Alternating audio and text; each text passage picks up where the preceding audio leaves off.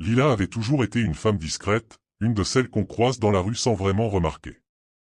Pourtant, derrière son sourire réservé et ses gestes calmes, se cachait une histoire que peu auraient pu imaginer. Originaire d'un petit village, Lila avait grandi avec des rêves plein la tête, devenir entrepreneuse, bâtir une vie meilleure pour sa famille. Mais la réalité de la ville, où elle s'était installée à 20 ans, avait rapidement écrasé ses ambitions. Entre les petits boulots mal payés et la lutte quotidienne pour survivre, ses rêves avaient été relégués au second plan. Le début de la lutte. La vie bascula lorsque son père tomba gravement malade. Hospitalisé après une crise soudaine, les médecins annoncèrent qu'il nécessitait une opération urgente et des soins coûteux. Lila, qui vivait déjà sur le fil du rasoir, tenta de trouver une solution, elle emprunta de l'argent à des amis, enchaîna des heures supplémentaires en tant que serveuse et même vendeuse dans un marché local. Mais tout cela ne suffisait pas. Un soir, alors qu'elle rentrait à pied après une longue journée, elle croisa Aïcha, une ancienne amie d'enfance devenue méconnaissable. Habillée de vêtements luxueux, portant des bijoux éclatants, Aïcha semblait vivre dans un autre monde. Après quelques échanges, Aïcha devina les problèmes de Lila et, sans détour, lui proposa une opportunité. « Tu sais, Lila, certaines personnes paient cher juste pour qu'on les accompagne. Pas besoin de faire quoi que ce soit que tu ne veux pas. C'est facile, rapide, et surtout, ça peut rapporter gros. » Lila refusa d'abord, horrifiée par l'idée. Mais les jours passèrent, et l'état de son père se détériorait. Une facture médicale particulièrement élevée fut la goutte d'eau qui fit déborder le vase. À contre-séhur, elle rappela Aïcha. Plongée dans l'ombre. La première soirée était étrange.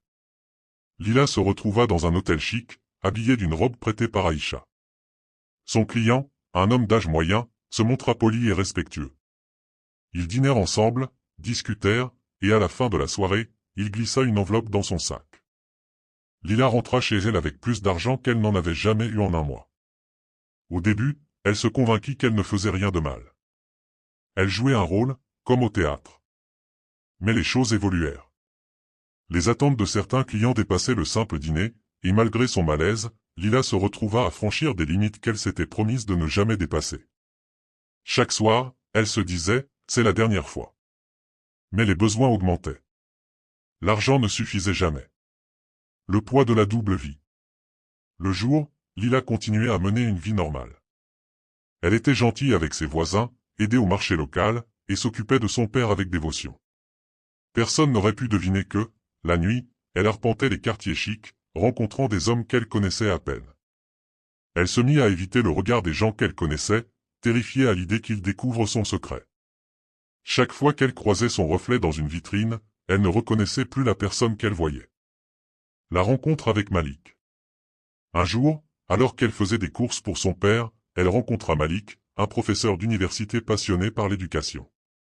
Il était différent des hommes qu'elle avait connus, simple, sincère, et profondément attaché à ses valeurs. Ils commencèrent à se fréquenter, et pour la première fois depuis longtemps, Lila sentit un vent de bonheur. Avec Malik, elle pouvait être elle-même, ou presque. Mais son secret pesait lourd. Elle se demandait constamment, que se passera-t-il s'il découvre la vérité? Le secret révélé. La confrontation arriva lors d'une soirée fatidique.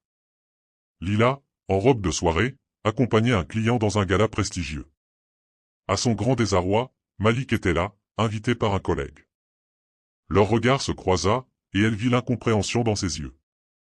Quelques jours plus tard, un ancien client malveillant, croisant Malik, laissa échapper des remarques insinuant la double vie de Lila.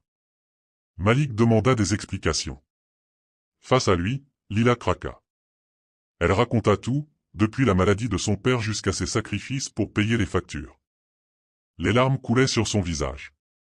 Elle ne cherchait pas à se justifier, seulement à être honnête. Malik, dévasté, lui dit « Je t'aime, mais je ne sais pas si je peux oublier cela. » Un nouveau départ. Après cette confrontation, Lila comprit qu'elle devait changer, non pour Malik ou les autres, mais pour elle-même. Elle décida de quitter la ville, coupant les ponts avec son passé.